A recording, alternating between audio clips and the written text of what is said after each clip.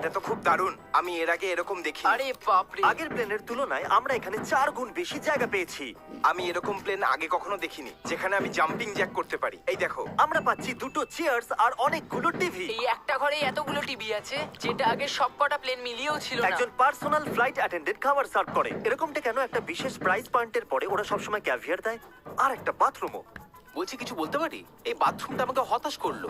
এখানে কোনো শাওয়ার নেই, হিটেড ফ্লোরসও নেই, আর সাইজও অর্ধেক। আমার মনে হচ্ছে $10,000 ফ্লাইটটা বেশি ভালো ছিল। তোমরা কি একটা ফ্লাইটের জন্য এত টাকা খরচ করবে? আমি এটার পরামর্শ দেব না। আমি তো বলবো একটা গাড়ি এর নিয়ে নাও। বদলে গাড়ি নিয়ে আর নাও। এটা হলো রুমের সবথেকে বেস্ট পার্ট, একটা queen size bed.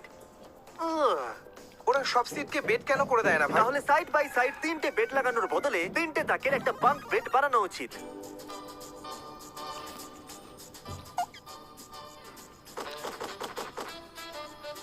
Good morning. ঘুম তো খুব সুন্দর হয়েছে। কাল